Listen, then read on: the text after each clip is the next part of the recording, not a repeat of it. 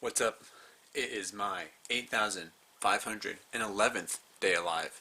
Uh, I don't think it's illegal to own one of these. It's illegal to steal one of those. So I'm probably not going to tell you how I got that. But just assume that I got it in a legal way. I really wanted to go play in the snow today. Like drive around in the snow. Because the danger is part of what makes it fun, right? And it took me like 5 minutes to get out of my driveway, which like wasn't really hard. Then I spent the next like I don't know hour. Me and my dad spent the next like hour 15 just trying to get my car back into the driveway because I was stuck in the middle of our street. Luckily, I live on a cul-de-sac, so there wasn't a lot of traffic. But unfortunately, I live on one of the steepest hills that I've ever lived on, so I'm kind of stuck here now. So yeah, me in Little Rock, stuck inside my parents' house, currently in their basement. And this is the cleanest corner that I'm going to show you. I'm not going to show you the rest of it. Oh, can you see that mattress? What? Today is this is Thursday's video. Happy Thursday to you. Um, it's so I said that I was going to do politics on Thursday, right? And we all saw Trump get acquitted last week, which was not shocking. Uh, he might even run for president again, which I wouldn't be shocked by. But Trump's not our president right now. Joe Biden is allegedly who was elected into the office. He's currently sitting in the Oval Office. I'm pretty sure he only stays there until like I don't know 6:30 before he goes to bed because Joe Biden is old. Um, Also, he beat his granddaughter in Mario Kart, which like that's probably not good. Probably let her win, right? That's what we're trying to do is like give the impression that we're building a society for the young people. And so why are we beating the young people? Also, he uses the Oval Office fireplace and sometimes puts a log in there himself, which like, okay, cool. He does normal people things, but can't he be doing presidential things too? He should be calling other foreign like leaders. But Kamala is doing that right now because Joe's asleep. He should be like sending out executive orders that help the country, and he has put out 10 more executive orders since the last time I talked on his executive orders. Uh, Maybe it was only 9. I don't know. The official website says he's only put out 30 so far. And while I really want to believe that, I've also seen upwards of like 52 being reported. And I don't know how executive orders work. I don't really think they take that long. So I'm just going to go with the 30. He only has 30. The other 22 that people are making up are made up. Yeah. Yeah. Okay.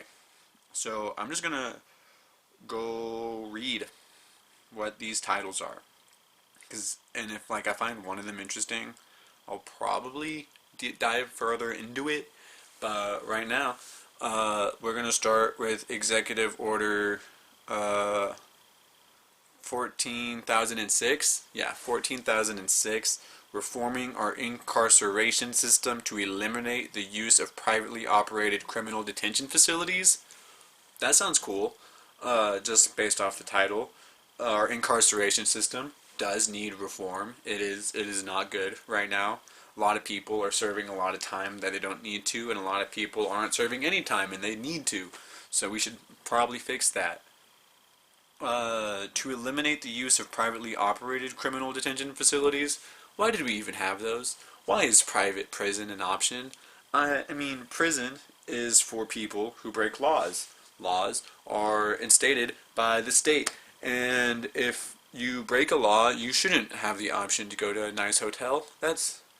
No, no, we should. I think I'm pro this executive order.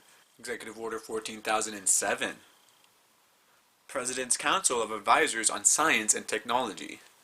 While I agree the president does need to be advised on science and technology, maybe you don't need like a 23-person committee to tell you about it, you know? And the executive order does go on to state that it's gonna have like different views, so the president can totally like make an educated decision. But hear me out. I don't think Joe Biden can make an educated decision because his dementia acts up and he doesn't remember the facts very well. I also don't believe that he's gonna get too many different opinions in that 20-something people, because that's just not how politics work. You look for people who have your opinions. You look for a scientist who's gonna perpetuate the narrative that you need to stay in control. And I'm pro-science. I'm not pro-science committee. Executive Order 14,008, tackling the climate crisis at home and abroad. Is there a climate crisis? Yeah, I'm kind of stuck at home because we're unprepared for extreme weather. And so I think personally my solution to this whole climate change thing is adapting. Why don't we adapt better? Why are we trying so hard to make our environment what it was, not what it is? Like, I understand we lived so well in that old environment, but thanks to the Industrial Revolution, our environment is changing and we need to adapt. And the first thing I propose is heated streets. Like, you could totally make the lines, the paint on the streets, you could make those LEDs. We could run, they could be solar powered easily. And I understand with snow, the solar power doesn't work, wind power doesn't work, but hear me out, nuclear works in every weather, so I don't understand why we're not pursuing nuclear energy, other than the word nuclear being scary because World War II. And I get it. I get we don't want little atom bombs in our cars, but hear me out, that is the cleanest energy. And if we stop using it for evil, which we have because Geneva Convention, then we should probably use it for good. That's just me though. Moving on. Executive Order 14,009, strengthening Medicaid in the Affordable Care Act. Should healthcare be affordable? Yes. But making the government pay the hospitals is not the way to do it. Make the hospitals charge less. Make the hospitals charge less. Like, I totally understand that it's a vital service being performed every time someone goes to the hospital, but hear me out. These prices that they're putting out are completely arbitrary. It's actually cheaper sometimes for Americans to go out of country to get surgeries and come back. It's easier for us to take a week-long vacation to go get surgery overseas than it is for us to get surgery in America sometimes, because privatized healthcare. I agree, healthcare should be privatized. Your job should totally pay for your healthcare because a job should want their employees to stay healthy. But healthcare should be cheaper. Well, I don't know. I'm not president yet, so I'm not even gonna keep going on that. Executive Order 14,010, creating a comprehensive regional framework to address the causes of migration, to manage migration throughout North and Central America, and to provide safe and orderly processing of asylum seekers at the United States border. It's a super long title, for sure. Comprehensive regional framework. Easy. This idea should be spread nationwide. Regional. Should be spread throughout a region, I guess. That should be national framework. To address the causes of migration, I think we know why people migrate, because America is the best country ever and people just want to live here. To manage migration throughout North and Central America, I don't think we have jurisdiction in Central America. I'm positive we only have 1/3 of North America. So I don't think it's our job. I don't think it's Joe Biden's job at all to dictate migration through the Central or North America. Also, why are we excluding South America? Why don't we want Brazilians up here? Brazilians know how to party. Why are we drawing lines? We should probably stop drawing lines.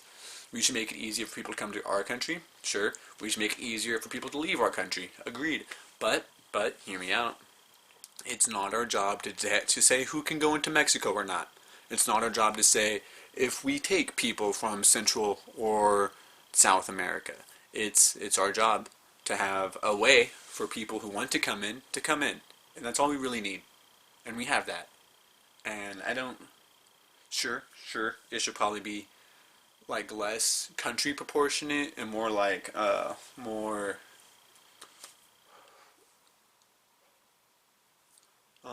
merit based, is that inappropriate? Because I totally understand that asylum seekers have no merit. Asylum seekers just want to get away from the terrible thing happening in their country. Please don't come here because our country's not at a point where you want it to be when you move in. Do we need open borders? Globally, yes. But also, without borders, where does jurisdiction start and stop, you know? We need borders, and we also don't need borders. It's a really complicated topic. Luckily, I'm not the president. Let's just move on. Executive Order 14,011. Establishment of Interagency Task Force on the Reunification of Families. I'm going to have to click that one. Literally, the first sentence of Section 1, policy, is the policy of my administration to respect and value the integrity of families seeking to enter the United States. This has nothing to do with the American family, turns out. This is only about families trying to become American, and I don't think that's our job. We're running out of room. We're overcrowded already.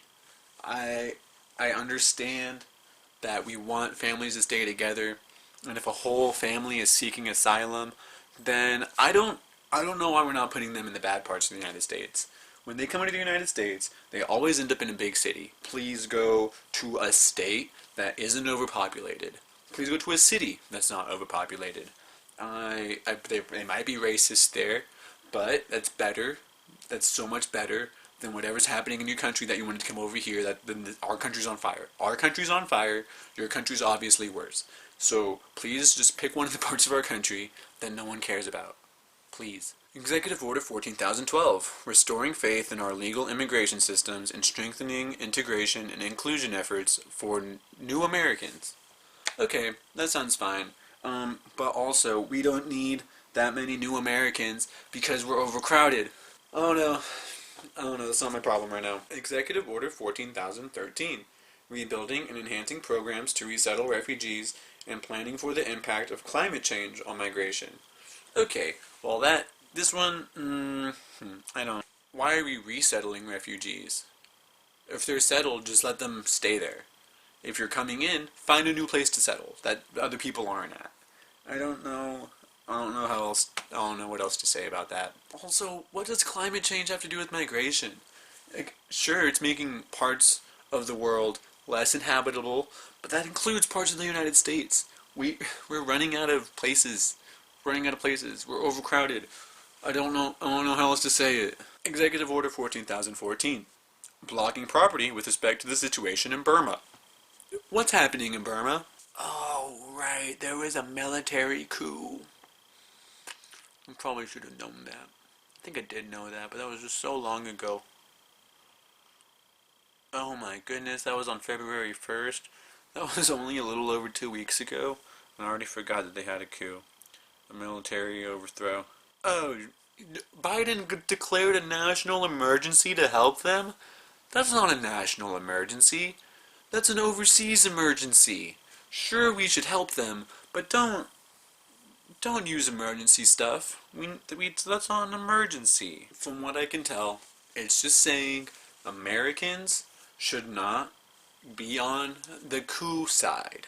Americans should be on the side of democracy. And allegedly, the person that was overthrown after the democratic process is settled.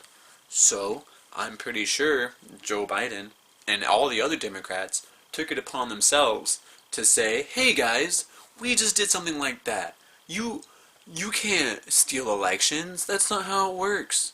So, they are trying to side on democracy, which, cool, pro-democracy. But the way Burma is like politicized, maybe, the way the political parties work in Burma is essentially there's a people side and a military side, and that's just not going to work. And if you think about it, America is kind of like that, because a lot of the Republicans are veterans, And I don't know of a lot of many Democratic veterans. I'm sure they exist, but they're probably outnumbered 10 to 1. You know, I think for every 10 Republican veterans, there's one Democratic veteran. And the Democratic veteran's the guy that got drafted. The Republican veteran is the guy that volunteered. And I don't know, Burma's a scary reminder that we shouldn't put too much political power on the military. But yeah, I don't know if I rambled long enough. I hope this is a long enough video. You might see me by this stop sign here tomorrow because I don't know if I can get out of my driveway. Okay, so yeah. Yeah. Thanks for watching. See you next time. Like, subscribe. Bye.